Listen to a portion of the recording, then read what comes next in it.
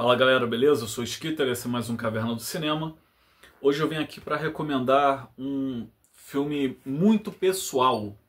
Ele é uma experiência pessoal, todo filme é, de certa forma, mas esse mais em específico porque ele é um filme intimista de um ator conhecido por fazer personagens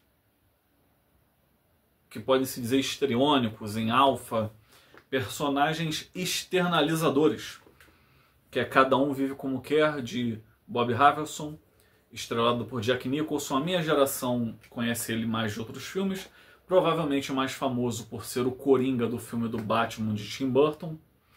Não faço ideia do que a geração atual deva conhecer dele, acredito até que a geração atual não conheça. Estou subestimando mesmo. E por que eu quero recomendar esse filme em específico? Porque eu considero a melhor atuação dele, é a da parceria com um diretor mais bem sucedido. É engraçado, o ator mais bem sucedido da nova Hollywood foi ele. Ele começa essa era do cinema com indicações, ele está num dos filmes mais importantes para a mudança desse cinema, que foi Easy Rider, fazendo um papel que é quase participação especial. Mas ele nunca teve um momento durante esse período revolucionário com grandes diretores. Ele, vamos dizer assim, não, teve Milos Forman, ok? Mas não teve com Coppola, com Scorsese, com Spielberg, De Palma. Ele passou por Antonioni, por Milos Forman, mas a parceria dele, para mim, que foi mais rica enquanto ator, parceria ator-diretor, foi com Bob Rafelson, que é um diretor que hoje é esquecido. Ele fez com ele uns 5 outros filmes, entre eles a refilmagem do neo-noir muito boa chamada O Destino Bate à Sua Porta. Mas vamos falar de Five Easy Pieces. Por que eu digo que esse filme é um filme muito importante na minha lista de recomendações? Porque é um filme que aborda o vazio existencial de pessoas, em geral masculinas, figuras masculinas, que já chegaram lá. Não é nem que estão confrontadas com o que podem ser, é que já chegaram lá, já se estabeleceram, já pelo menos conseguem se virar, conseguem subsistir e existir, porém elas não conseguem participar do seu microcosmo. E quando eu digo microcosmo, eu digo o microcosmo humano, não o corporativo, não o... como se fala? O profissional, o corporativo, não o emocional, apenas existe. E isso é uma faceta que o cinema soube trabalhar melhor nos anos 70, principalmente nesse filme, porque ela advém de períodos como o macartismo, depois tem o fim daquela geração rockabilly, entra a Era de Aquários, tem a quebra da Era de Aquários, aquele sonho, aquela sensação de que a juventude ia levar o mundo adiante,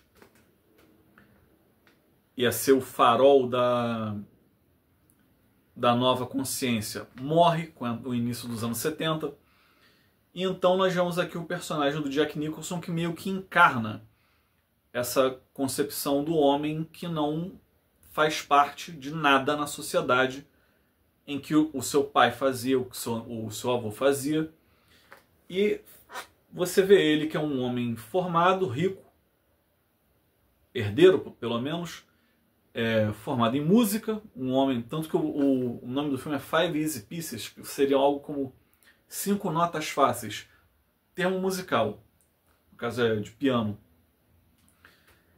E ele vive como um peão, trabalhando em obras, em qualquer tipo de serviço petrolífero, qualquer subemprego de período de contrato curto, vagando pelo país, porque ele não quer se conectar com as raízes dele, porque por alguma razão, algo que hoje o pessoal chama de dead issues, ele não conseguiu se relacionar bem com o que se demandava do pai dele.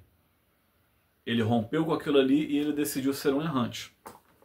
Esse filme tem uma característica rica, que ele é muito querido entre atores.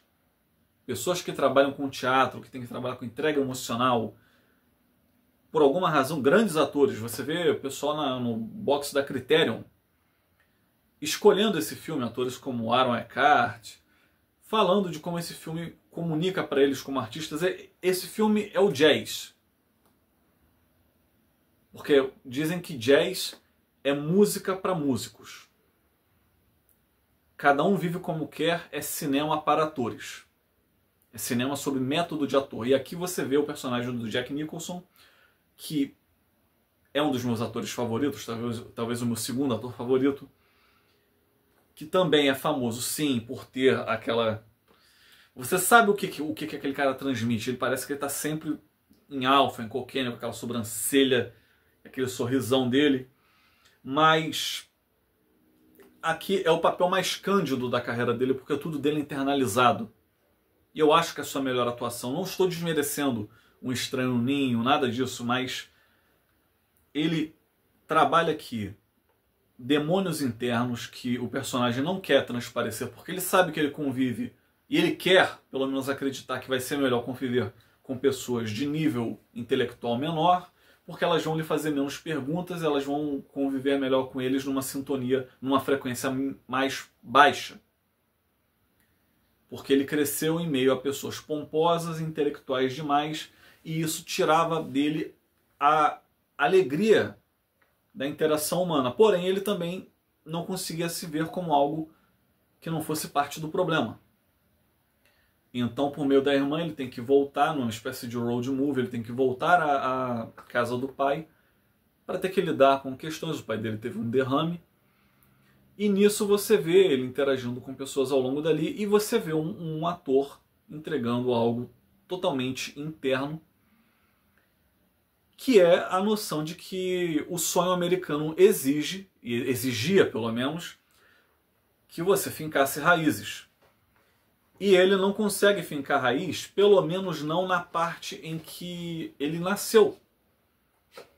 Ele se vê como alguém quebrado, falta nele a necessidade humana de vincular algo a alguém, permanecer e ramificar. Ele é um homem de um gabarito alto, de um cabedal artístico alto, logo não é burro, né?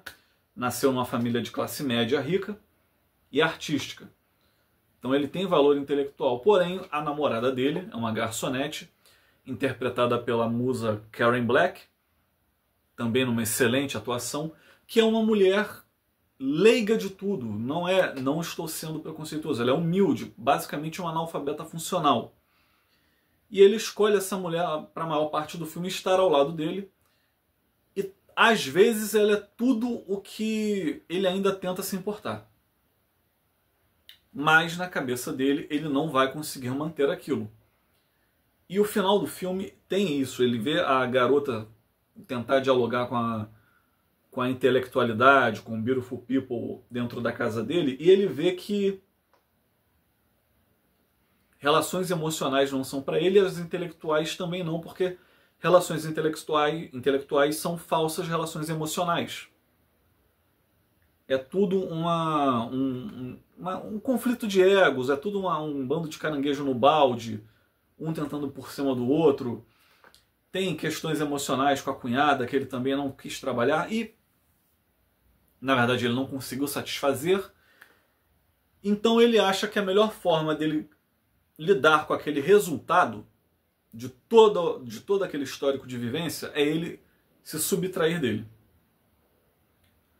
O personagem do Nicholson, ele tem uma cena de expiação, é quase um confessionário para o pai dele, que está mudo, entrevado, uma espécie de quase coma, provavelmente capaz de ouvir, não capaz de falar, e ali você vê ele exorcizar a alma dele, se desculpar pelo pecado dele ser daquele jeito.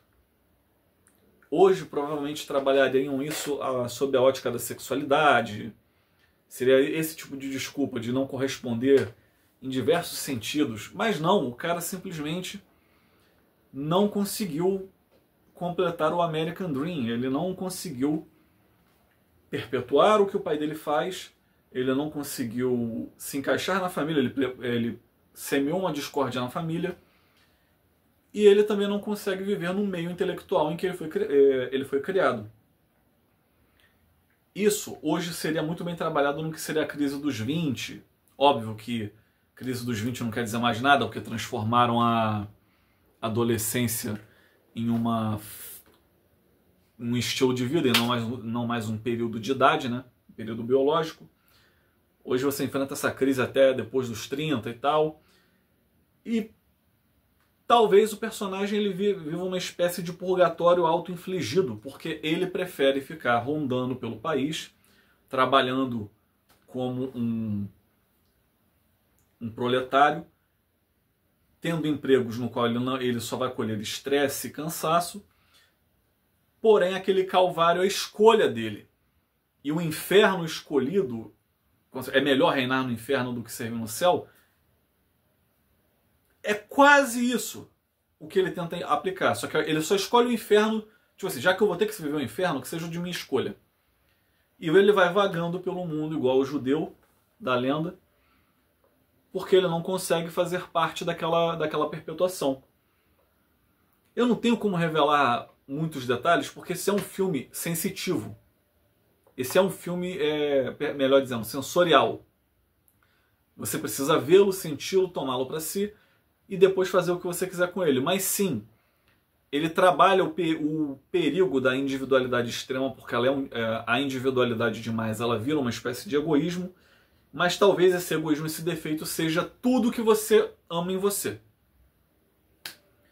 E às vezes isso custa o seu braço que você vai cortar é a sua relação emocional. Eu considero a melhor atuação da carreira do Jack Nicholson e é o melhor filme da parceria que ele tem com o Bob Rafelson. Esse filme é fácil de achar, eu acho que ele estava na Amazon por um tempo. Mas, cara, eu não tenho como descrever mais, porque ele é um filme psicológico, ele é um road movie, e ele é mais uma vez, um filme anárquico da nova Hollywood. Ele não é exatamente um filme redondo, mas eu acho que para ele trabalhar a imperfeição da humanidade que ele trabalha, ele precisa ser um filme torto, um filme quebrado. Ainda assim, é um filme lindo. E essa é a minha recomendação para vocês. Eu acredito que todo homem chegando na casa dos 22, 23 anos deveria assistir esse filme, até depois, porque já passou por esse episódio. Pelo menos em uma escala menor. Bom, e é isso, gente. Essa é a minha recomendação. Eu vou ficando por aqui e até a próxima.